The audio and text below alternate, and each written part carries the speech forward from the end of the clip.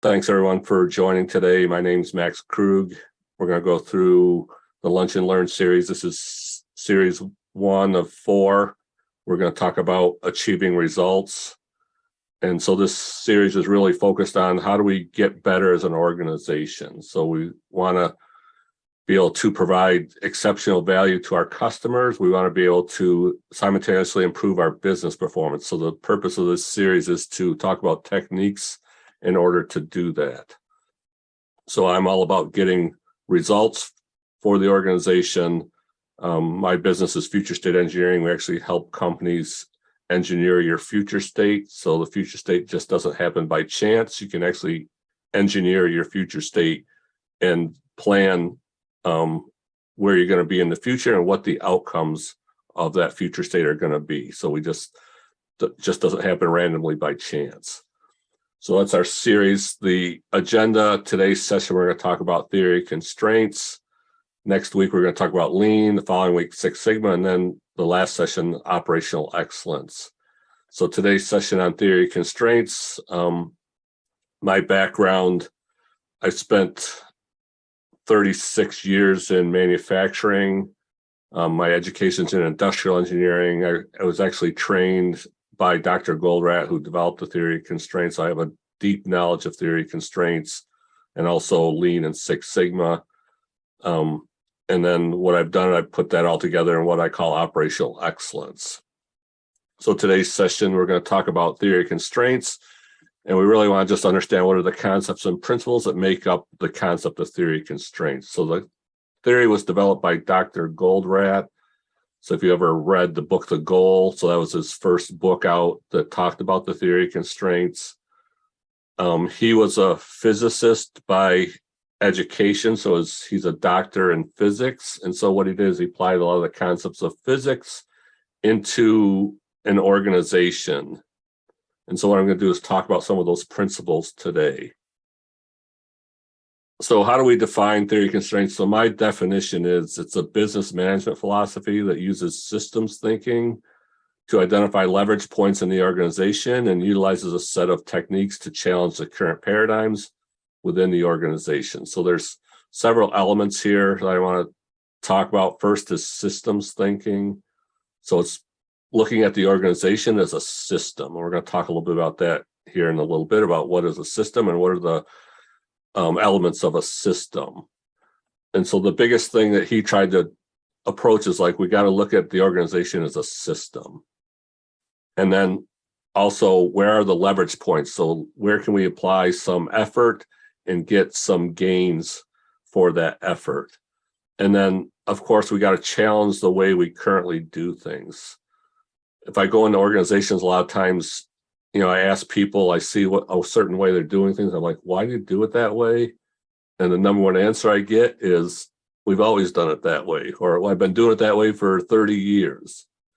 And so, people are creatures of habit, and we do things because of a certain belief or mindset that we have. And what theory of constraints does is it challenges our mindset, challenges our paradigm. So paradigm's a way of thinking. So what Dr. Goldratt did said, okay, all these things that go on in an organization, let's challenge what we're doing and make sure we're doing the right things. And so it's a holistic approach to understand the necessary and sufficient conditions to create a decisive competitive advantage. So it's about being better than your competitors, and not just a little bit better, significantly better than your competitors. So if you want to be able to take market share, you need to do it better than your competitors, or better than what your customers can get from a substitute product or service. So we're all about, okay, what are the necessary and sufficient conditions to do that? And so if I define necessary and sufficient, what does that mean? So necessary are elements that we need to have in place to achieve some goal. So every organization has some goal. It's usually defined in your mission statement or your vision statement of where you're trying to go as an organization. So the first question I ask is, do you have the necessary elements in place to achieve that? And I'm amazed how many companies and the employees don't even understand what the company vision and mission statements are. So if we don't understand what they are, how, of course, can we achieve them? So we need to know what the goal is we need to understand, do we have the necessary elements in place to achieve that? So some companies don't have the necessary elements in place, so we need to get those in place. And then what is sufficiency? If we have the necessary elements in place, that the processes are actually delivering the intended results. So sufficiency is it's delivering the intended results. And of course, a lot of companies, when we look at, it's like, okay, to satisfy our customers, we need to probably deliver orders on time. We need to have short lead times. We need to be competitively priced.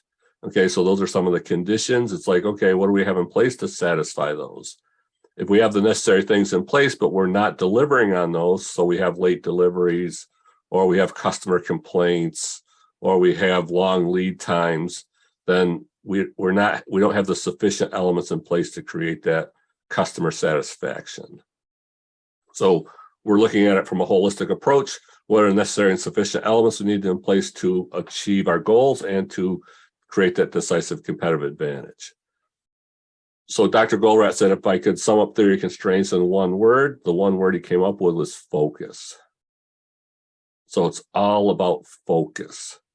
And so what's the definition of focus? So what he defined it as is doing what should be done.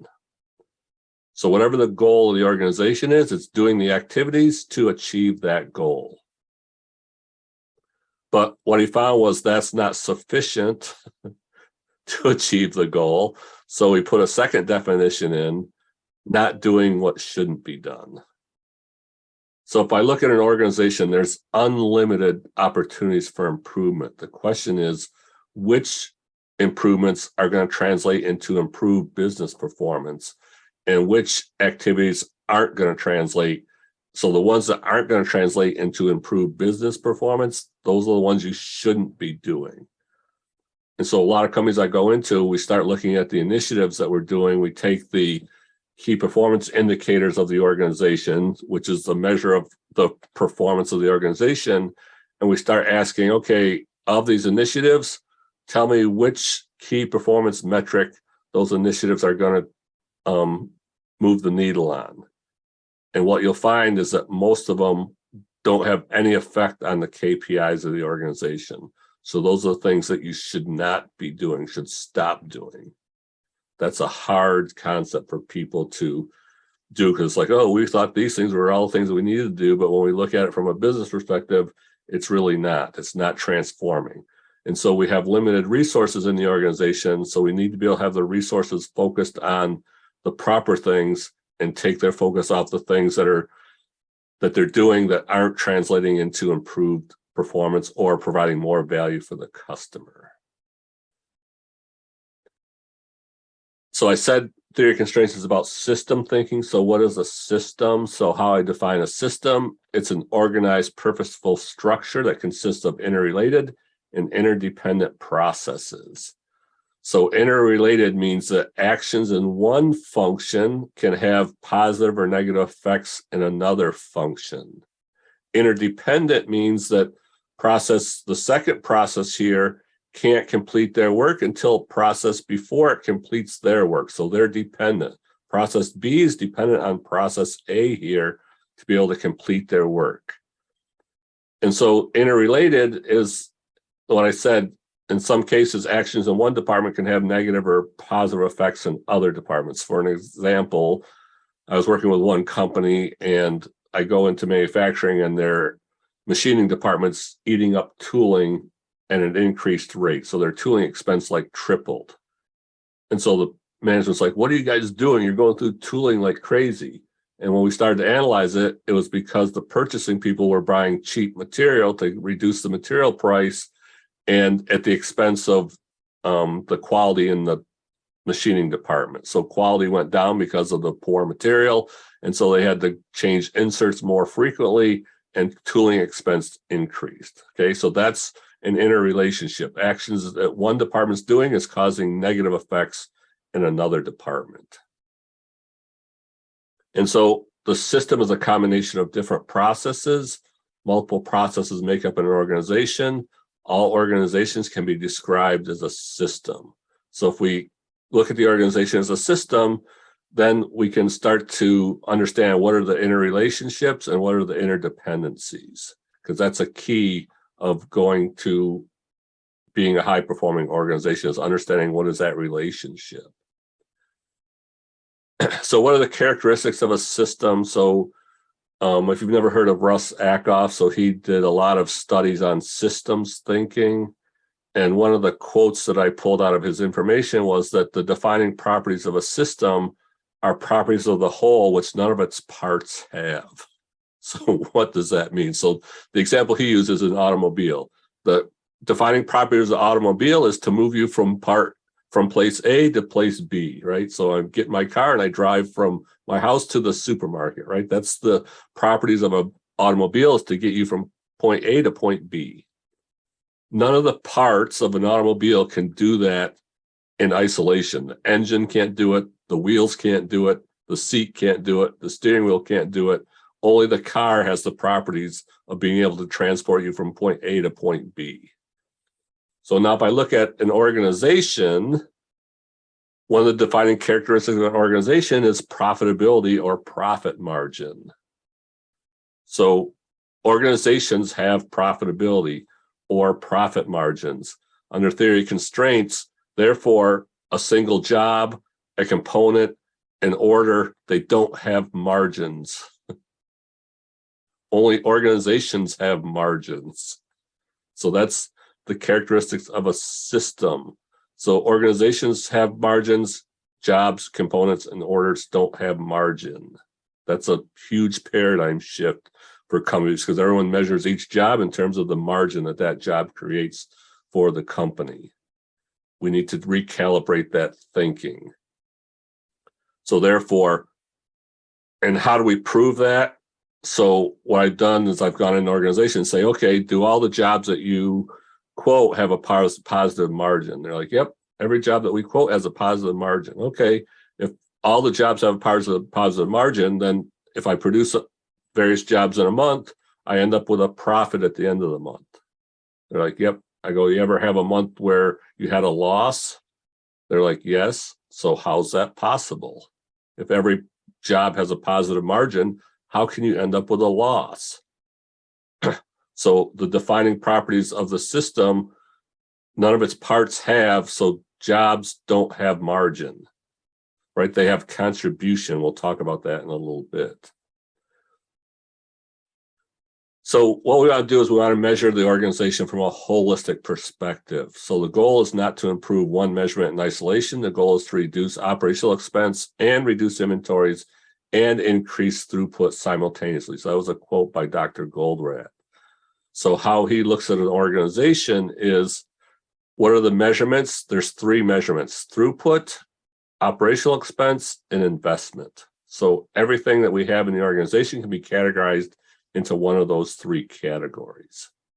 And that measures us from a holistic perspective.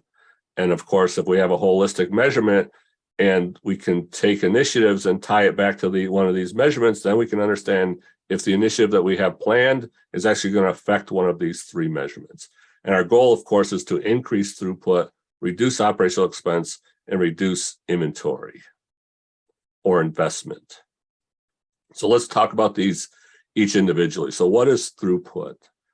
Throughput is the rate which the organization generates value added through sales. So the key here is value added through sales.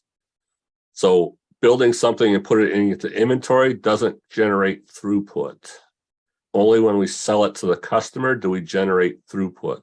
And it's measuring the value added. So what is value added? Simple terms, it's the selling price minus all what we call the totally variable costs. So the totally variable costs are, I call them, not insignificant organizational costs that increase as a result of producing one additional unit. And so I've only found 4 totally variable costs. One is material. So if I make something for the customer and they order one more unit, I got to buy the materials for that unit. Also, if I send stuff outside of our company for outside processing, typically you're paying on a piece price basis for that. Third is sales commission. So it's typically sales get a commission on the total order. right? So if the order increases, they get more commission. And then freight if it's paid by the organization. So those are the only 4 totally variable costs I've ever found in an organization. So of course, to figure out what the value added is, we take that selling price, we minus these costs from it, and that's our throughput. And when we sell that to the customer, we generate the throughput for the organization. Second is operational expense. So it's all the money that we spend to convert inventory into throughput. So it's all the money to keep the doors open. So if you just kept the doors open and produced nothing, what would we have to spend on? Well, we have to pay our direct labor, our indirect labor, our salary, our taxes, our insurances, our utilities, our rent and lease payments. It's all those activities to keep the doors open. And then our last measurement is investment. So investment's all the money that we have tied up in the organization to convert raw materials into finished products and to sell them. And so it can be determined by taking the total assets owned plus the raw material cost of inventory. So if we take what we have invested in buildings, equipment, and so forth, and assets, and then we take the inventory and we only take the raw material portion of that, not the value added portion. So the value-added component of inventory is described as labor and overhead are included as part of the operating expense, not part of the inventory. So we don't allocate cost to the product. So we look at what do we have invested in material. If it costs me $200 to buy that material, as I move it through the value stream, that material cost still is worth $200, and we don't accumulate cost through the value stream. Only when it's in its final form do we assume that it has the throughput value that the customer is willing to pay for it. Again, that's another paradigm shift of way most companies look at their organization. So then, okay, so we take those measures, we look at the activities we have, we measure them against those 3 functions and say, okay, is this activity going to increase throughput? Is it going to reduce operating expense? Is it going to reduce inventory? If the answer is no, then don't do that initiative. And so what I want to describe here is the chain analogy. So most organizations act like a physical chain. And so with a physical chain, we have links. So the links represent different departments in the organization. And we have dependencies. So where the first link here ties the second link, it's dependent. So second link is dependent on the first link. So for example, this first link could be sales. The second link could be engineering. The third link could be purchasing, and then production. So these are all the different functions within the organization. And so how can I measure the chain? There's 2 ways I can measure the chain. The first way is measuring its cost or measuring its weight. So I can take the physical chain. If I know the weight of each link, how much each link weighs, how do I determine the weight of the chain? I add them up. So I take the weight, add them up. That acts like cost in a company. So weight acts like cost, which follows the additive rule. Okay, so if I take how much it costs to operate each function in the organization, I can just add those up, and that's how much it costs to run the business. Now, the other way I can measure the chain is by its strength, which is capacity of your organization. So how much sales capacity do I have? How much capacity do I have in engineering, in purchasing, in production, and so forth? And capacity is our ability to generate throughput. So if I know the capacities of each link in the chain, how do I determine the capacity of the chain? The capacity of the chain is determined by the weakest link. So capacity doesn't follow the additive rule. And how many weakest links in a chain? 1. So how many weakest links in an organization? 1. So the question is, where is that weakest link? And that's the constraint of the organization. So there can only be 1 constraint in an organization. The question is, where is it? And if we can find it, how do we improve it? So the only way to generate a stronger chain is to improve the capacity of this link right here. There's no other way to do that. Okay. So the goal of any organization is to strengthen the chain, not make it lighter. So I'm going to say that again. The goal of any organization is to strengthen the chain, not make it lighter. So strengthening the chain is a throughput improvement initiative. Making the chain lighter is a cost reduction mindset. We need the mindset of strengthening the chain, not making the chain lighter. So we need to switch from a cost reduction mindset to a throughput mindset. So what's the implications of that? So we can look at the chain and say, okay, what are activities to lighten the chain? What are activities to strengthen the chain? And our goal is to strengthen the chain. But if we want to lighten the chain, what activities can we do to lighten the chain? Well, of course, I can remove a link. So removing a link is like outsourcing work to an outside resource. Or I can take each link and shave material off each link to make each link lighter, right? That's like laying off people. Or I could bring in new technology that's more efficient than our current technologies. So it's like taking the chain and making it, instead of out of steel, we make it out of carbon fiber. That's like bringing in new technology. Or we could buy a new machine with greater capacity. But if we buy a machine that's not the weakest link, we add capacity, but we don't strengthen the chain. So these are all ways to make the chain lighter, okay? But if we want to make the chain stronger, how do we do that? We add capacity to the weakest link. So we find the weakest link and we add capacity by doing some improvements to that area so that we can get more work done with the same amount of resources. Or we could get paid more for each unit of work that goes through that resources. That's the only two ways to strengthen the chain. So you see the actions to lighten the chain and actions to strengthen the chain are totally different. So if you have a cost reduction mindset, people are working on these types of initiatives. If you have a throughput mindset, people are working on these types of initiatives, totally different initiatives. So we need to be strengthening the chain. So of course, leverage points. So what's a leverage point? So Archimedes had a quote that said, give me a lever long enough and a fulcrum which I can place it, and I shall move the world.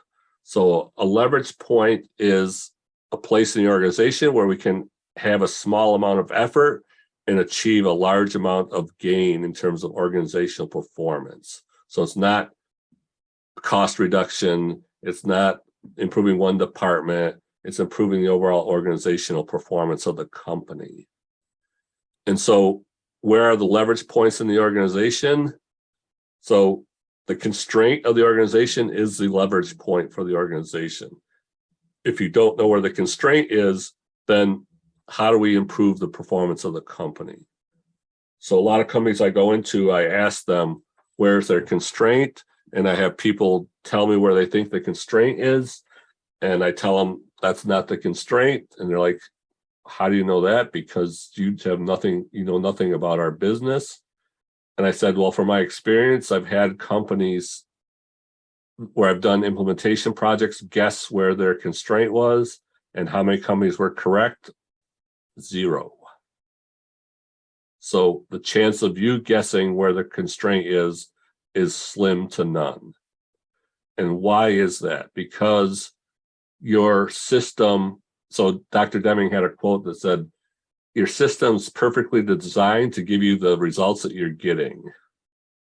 But if you change the design of your system to get different results, it's going to be a different interaction and different dependencies within the organization. So being able to guess where the constraint is given your current system, it's almost impossible. If we change the system, now all the rules change. So the rules that we had previously don't apply in the new environment. So it's impossible to guess where the constraint is given the current environment. Once you start changing the rules, then we can see where the true constraint of the organization is. And we need to change those paradigms. So there's multiple paradigms that need to happen, a shift in thinking to improve the business performance. But if we can find that constraint, that's where the leverage point is. that's where our biggest opportunity is to apply some effort to get huge gains. And when I talk huge gains, I'm talking breakthrough improvement. I'm talking improvement in the magnitude of 25, 50. I've seen as much as 200% improvement in performance. Okay, so that's what I'm talking about leverage.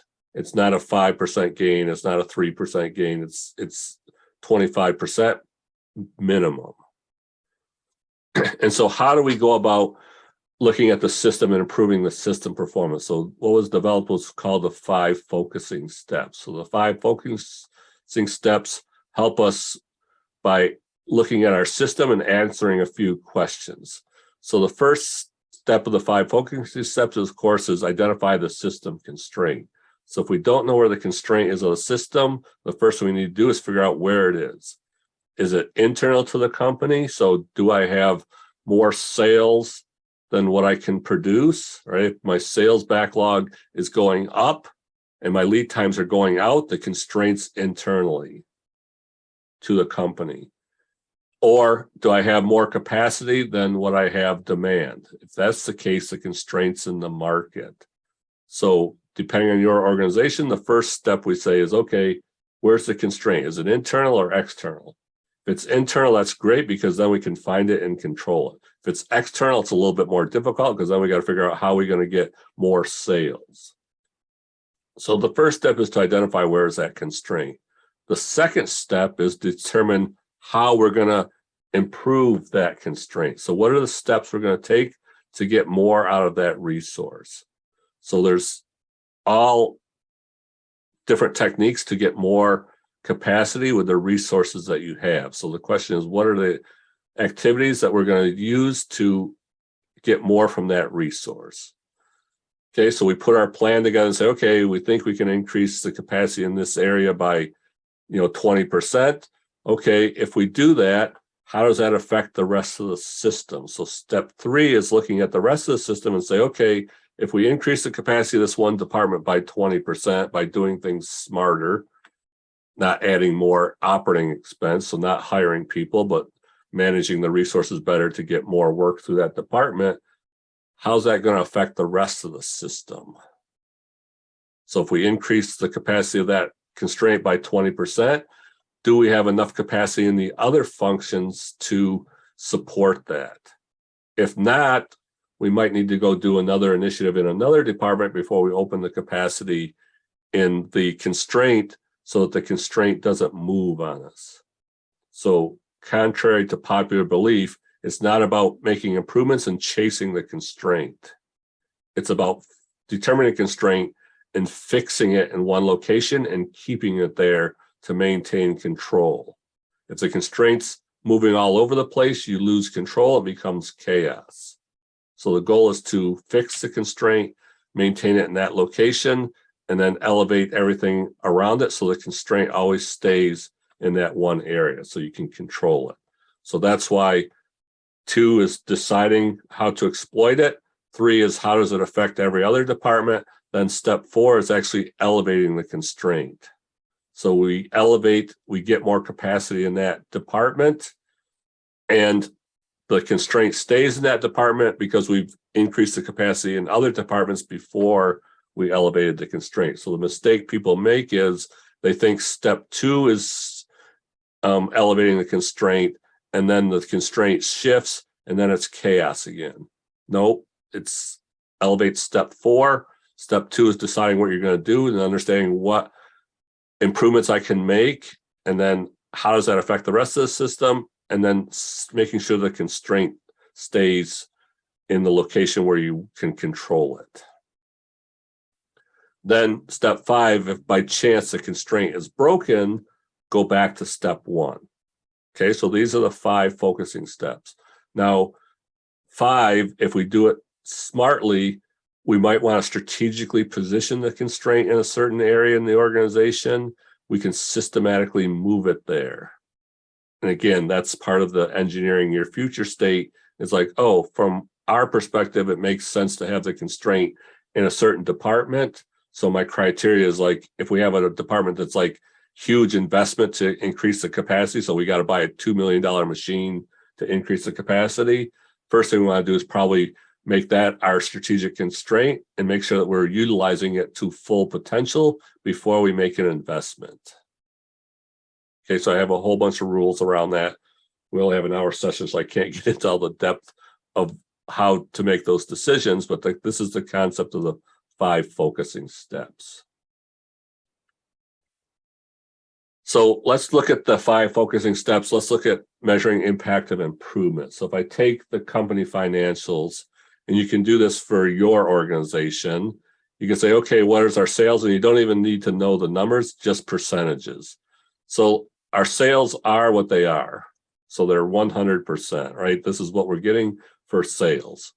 Now, what's the totally variable cost? So what percent of our sales is material, outside processing, sales commission, freight if we pay it? In this case, I'm going to use an example of 30%. So our throughput then is our sales minus our totally variable cost. So we got 70% throughput. So each time we ship a unit and we get $100, 30 of that dollars goes to pay our vendors, our suppliers, our salespeople, our freight, and then the $70 stays internally to cover our operating expense. So most companies don't know what their operating expense is, but they know what their profit is. So if I know my profit's 5%, in this case, I can back into the operating expense and say, well, if throughput's 70%, profit's 5%, operating expense has to be 65%. So the question becomes, if I made a 25% improvement, what impact is that going to have on the company? And like I said, 25% improvement minimum, if you understand where your constraint is and you focus properly, then I can get 25% more out of the system with the resources I have. And then, of course, if I do that, I got to increase my material purchases and my outside processing by 30%, right? So 25% of 30% is another 7.5%. So my totally variable cost goes to 37.5. Now I can calculate my throughput, which is 125 minus 37.5. And if I can do it without adding additional resources or actually reduce my operating expense, because that's the goal. And when we start to get stability, what we see is overtime go down, scrap problems go down, right? So we gain improvements in operating expense by reducing inventory, by reducing rework, those types of things. So in this case, we see net profit go to 25%. So for a 25% improvement, we're increasing net profit 5x. That's leverage. Okay, so when we look at an organization, we look at it from a holistic perspective. We measure holistically. We understand where the constraints are in the organization. If we can leverage those constraints to improve the capacity, and again, it might be internal to the company, it might be external, then if we make that improvement, it gets big gains for the company. So this is an example of that improvement. So that's our session for today. I want to try to keep these to about 45 minutes. I'd like to open up for questions. If people have questions now, you can either unmute yourself or type in the chat a question. This is a pretty deep subject, so I tried to give an overview of what theory of constraints is. And then next week, we'll talk about same thing from lean perspective.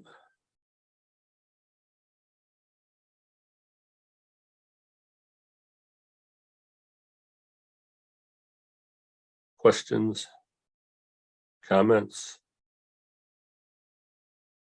We got a little bit of time. If you want me to go a little bit deeper into one of these subject matters, I can do that.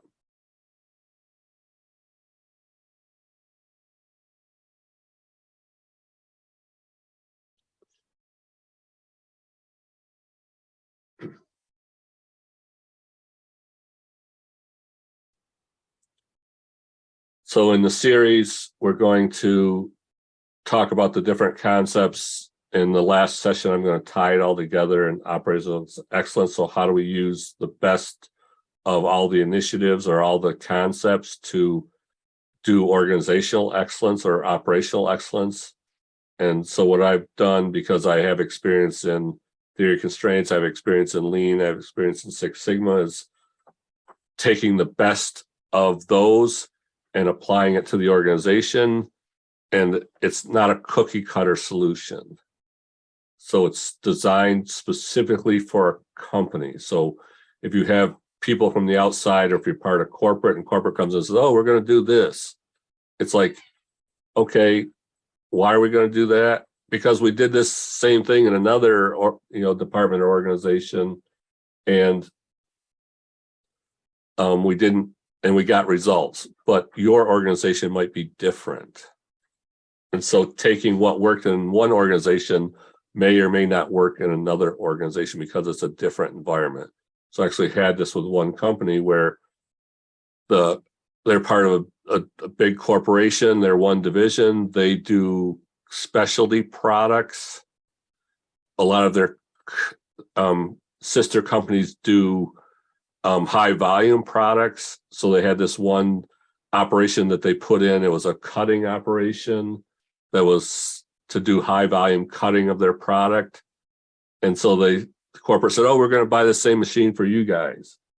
Yeah, but when we look at it, every job that they do is a different size. So the number of setups to go from job A to job B to job C is significant, and it's not high volume. So they spent more time setting up the machine than they did running the machine because of the way the process was designed.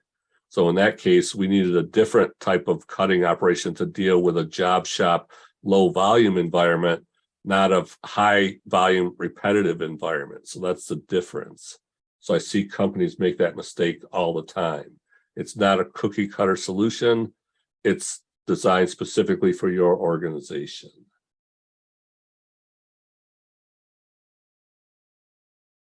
If you're not connected with me, connect with me on LinkedIn. I post every week several things. I post a video about a different concept. I post a quote on Wednesdays, and I post another quote by a famous person on Fridays. You can go to our website, futurestateengineering.com, to get more information about what we do. I also have a YouTube channel, Future State Engineering, that has videos on all different subject matters. Most videos are 4 to 5 minutes in length on a different concept.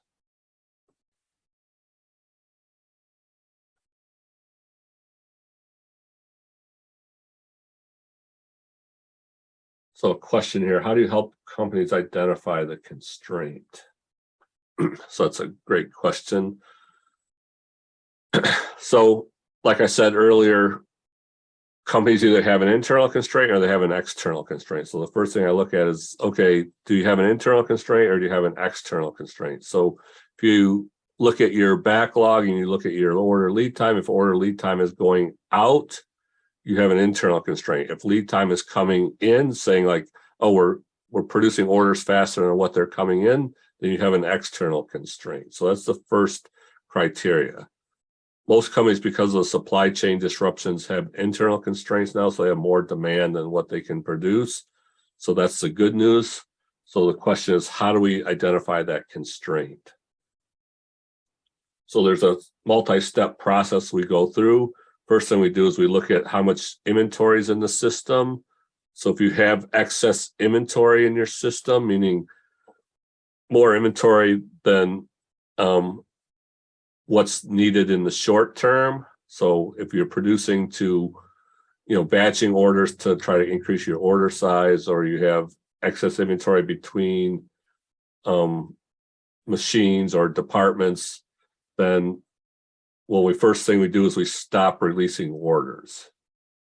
Because if you have excess inventory, it tells me you have excess capacity in most departments. So the question is, where do we have excess capacity and where do we have capacity that's limiting our performance? So if we stop releasing orders within a few lead time cycles, we'll understand where the true constraint is. And you also need to challenge your current mindset. So I'll give you an example. I went into a company and they said, they did big forgings. And so they would machine these big forgings. And I said, okay, where's your constraint? They said, it's in our layout department. So we get these forgings in. The first thing we need to do is lay out and find the center line so we can start machining. I said, okay, let's take a walk out there. We walk out to that department. We look and say, okay, so why do you think it's in this department? It's like, look at all the forgings sitting here waiting to be processed. I'm like, okay, so what's your utilization of this department? They're like, what do you mean? I said, well, how many shifts are you running? How many days a week? And then what's the machine utilization of your layout? And so they're like, well, we run 24/7, so we're staffed 3 shifts, 7 days a week, but we don't know what our machine utilization is. So how much of the time are people actually doing value-added work versus the activities that they're doing in the department? So if I'm not laying out the part, I'm not doing value-added. If I'm moving stuff, looking for stuff, that's not value-added. So they didn't have an idea of what that was. So I said, well, I'm just looking at, there's like 4 layout stations, only one of the 4 is working. So it's like my initial guess would be 25% utilization. And it's like, why aren't the other ones working? And like, oh, that's a good question. And so they said, well, what happens is we have to take a core sample of each of these items. So the forging, we have to send it out to a lab because it's aerospace. The lab does an analysis to see if the material's good. If the lab results come back good, we start processing it. So most of these forgings are waiting for lab results, and the lab only works 1 shift 5 days a week. So they're backlogged and we're waiting for those results. So I said, well, I only have one question. And they're like, what's your question? I said, how many of the tests or the forgings fail the test? They're like, less than 1%. Then why are you holding them? Start processing them. The risk of having one fail is so small that if it does, everyone has a serial number, we can go downstream and find that. So that was a policy that they had. It's like, oh, we don't start processing until we get the lab results back. Change that policy. Okay. So we changed the policy. The floodgates opened. So now whenever you have a forging, put it up on machine, find the center line, send it on. So by doing that, all of a sudden, no more forgings waiting for layout. That's not your constraint. So then it piled up in heat treat. So I said, okay, let's take a walk out to the heat treat area, take a walk out to heat treat. Okay, my first question is, what's your utilization? So how many shifts, how many days? They said, again, 7 days a week, 24 hours. I said, okay, what's your oven utilization? They're like, we don't know. I said, well, do you ever have ovens waiting for material? Oh, that happens all the time. It's like we got, an oven and we're waiting for a full job to run it in the oven. And so it might sit there idle for several days, right, waiting for the full job to show up to run in the oven. I said, okay, how about this? Whenever you have an oven available, we're going to put it in and process it. And their reaction was, we've been beat on for 25 years, never run less than a full load. So we have to run full loads. I said, okay, let's change the policy. Whatever you have available, we're putting in. And they're like, well, okay. I said, well, only 3 things can happen. What are the 3 things? We get better, we get worse, we stay the same. So I said, let's try it and see. So we started, when jobs showed up, if there was an oven available, whatever the quantity was, we put in. The floodgates opened again. It was the largest shipment month ever in the company's history by being less efficient in heat treat. Okay, so there's practical examples where I went into organizations, I changed their belief on their mindset of how they did things, and it opened up capacity significantly. So how many things in your organization do you have where the current belief is blocking you from getting higher performance? And that's the basis of theory constraints. Let's challenge our current belief systems and let's try things differently and let's learn from that. And of course, we don't need to make mistakes because I have a saying, it's like, stupid people don't learn from their mistakes. Smart people learn from their mistakes. Brilliant people learn from other people's mistakes. So you can learn from other people's mistakes to get significantly reduce risk and get significant improvements in the organization. Just a quick wrap up: theory constraints, holistic business approach to looking at your organization as a system, understanding that there's interrelationships and interdependencies in the system. And we measure the system using throughput, operating expense, and investment. We can measure all initiatives that we have planned against those three to understand, is it going to increase throughput? Is it going to reduce operating expense? Is it going to reduce inventory or investment? If yes, then do the initiative. If no, put the initiative on hold and move those resources to an initiative that's going to have more benefit for the organization. Okay, thanks for everyone joining today.